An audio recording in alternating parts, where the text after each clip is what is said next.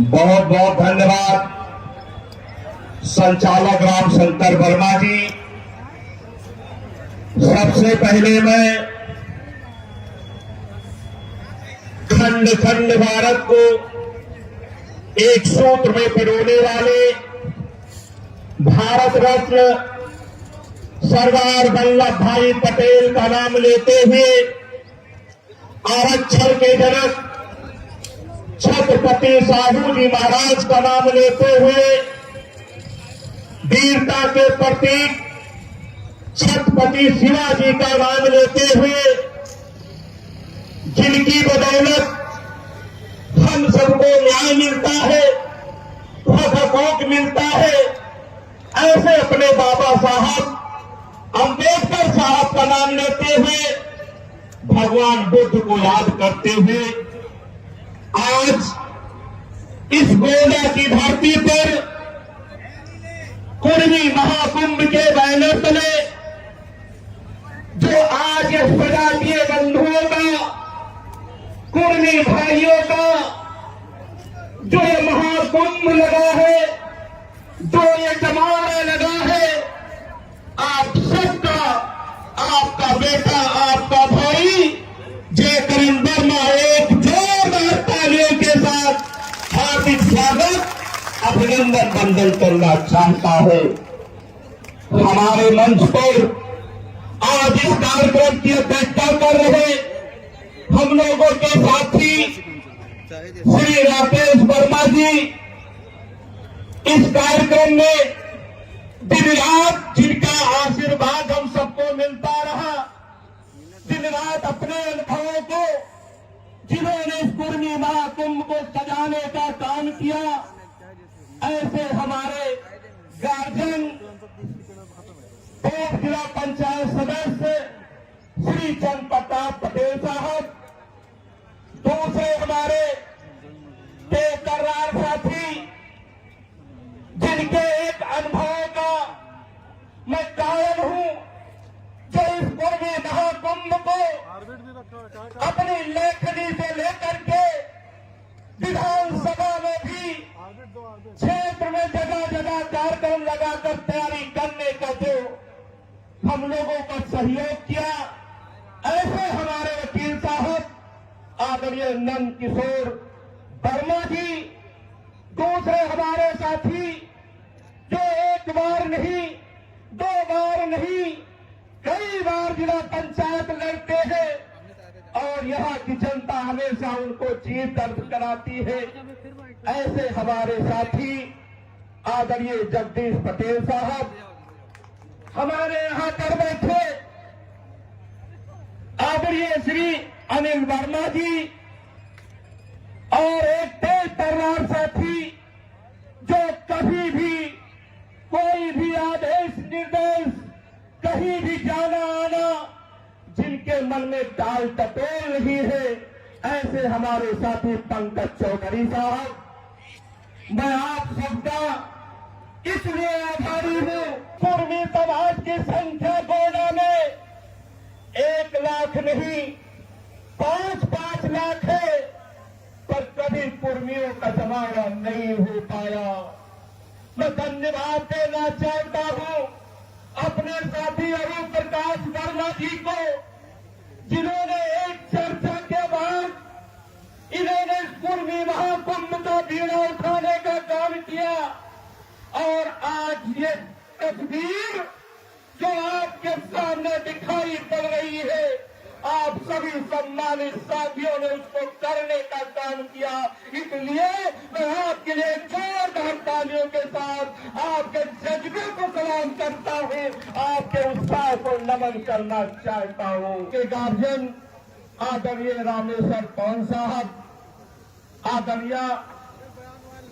शिक्षक नेता की पत्नी, हम लोगों की नेता पूनम वर्मा जी और एक तेज तर्रार जो आपकी महिला नेता है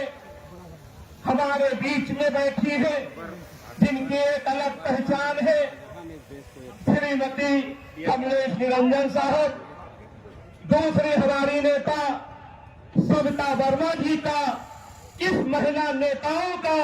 हम अपनी माताओं बहनों का भी एक जोरदार तालियों के साथ हार्दिक स्वागत अभिनंदन वंदन करते हुए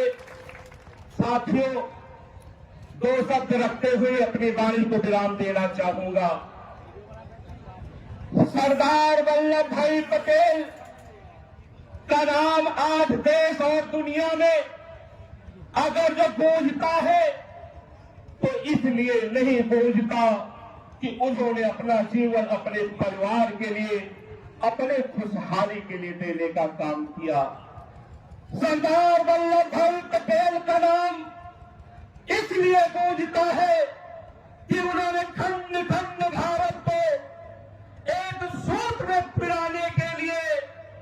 उन्होंने जो कुर्बानी देने का काम किया,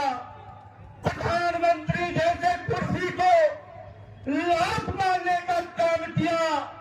ए मेरे कुर्मी समाज के लोगों, ए मेरे सरदार पटेल के अनुयायियों,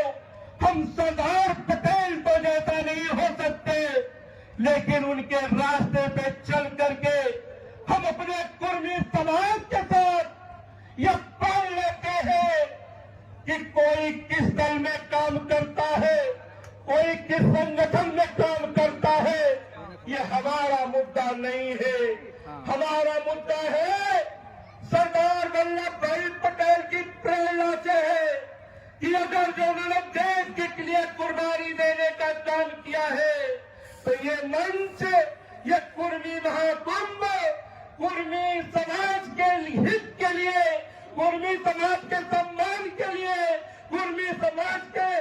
संघर्ष के लिए वो सब कुछ करने वाला है जो इनको करना चाहिए। साथियों, मैं कहना चाहता हूं, कुर्मी समाज की मजबूती, कुर्मी समाज इसलिए मजबूत होना चाहता है क्योंकि ये जानता है कि कुर्मी समाज के मजबूत होने से हमारा जो बहाई लुहार है, हमारा जो तुहार कहार है, हमारा जो बिंदमल्ला भाई है, हमारा जो चौरसिया मौर्या भाई है, उसकी अगर जो सुरक्षा कोई कर सकता है, उसको कंधे से कंधा मिलाकर कोई चल सकता है तो कोई और नहीं, वो कुर्मी समाज ही है जो सबको एक साथ में चलने की ताकत रखता है। साथियों, इतना ही नहीं, हम आज बड़ी बड़ी बातें करते हैं, ये कुर्सियों पर बैठे हैं, हमारे पास ये भाषण देने का अधिकार है, तो इसका धन्यवाद हम बाबा साहब अम्बेडकर को भी देना चाहते हैं। और जो पीड़ा आज हमारे दलित भाइयों की है, उस पीड़ा को हम कुर्मी भाइयों को अपने सीने में सजोना पड़ेगा। उनकी पीड़ा की लड़ाई हमें लड़ना पड़ेगा क्योंकि कुछ शक्तियां आज बाबा साहब के, अम्बेडकर साहब के द्वारा बनाया गया संविधान को खत्म करना चाहते हैं, लेकिन जो लोग हमारे संविधान को, हमारे हक हकूक को खत्म करना चाहते हैं, उनकी गलतफहमी दूर करने के लिए ये कुर्मी महाकुंभ ये उनको बताना चाहता है कि है संविधान विरोधी ताकतें, जिस दिन तुम हमारे संविधान को आज दिखाने का काम करोगे उस दिन ये समाज आपको मुंह तोड़ जवाब देने का काम करेगा। साथियों, आपको शांत नहीं बैठना है। मैं इतना कहना चाहता हूं, हमारे आरक्षण पर आज खतरा मंडरा रहा है, हमारे नौजवान साथियों को रोजगार से दूर किया जा रहा है, हम इसके बारे में भी सोचने का काम करते हैं। हे मेरे साथियों, जब मैं गोंडा रहूं या प्रदेश के किसी भी जनपद में रहूं तो एक बात निकल कर आती है कि जयकरण वर्मा जी इस कुर्मी महाकुंभ के जरिए आप नेताओं के आगे पीछे कुर्मी का ठप्पा क्यों लगाना चाहते हो। मैं उन ताकतों से कहना चाहता हूं, आपका बेटा, आपका भाई, ये जितने हमारे कुर्मी महाकुंभ के नेतागण हैं, स्वयं मैं जयकरण वर्मा ये मन से कहने का काम करता हूं कि कुर्मी का ठप्पा चाहे पीठ पर लगे, चाहे सीने पर लगे, ये लड़ाई हम जारी रखेंगे। कभी कभी पीछे हटने वाले हम लोग नहीं हैं। मैं एक बात कहना चाहता हूं, इस पूरे चाहे गोंडा की धरती हो, चाहे उत्तर प्रदेश हो, क्यों न हमारा देश हो, कभी हमारे माँ बाप ने किसी हीरो हीरोइन की पूजा नहीं की।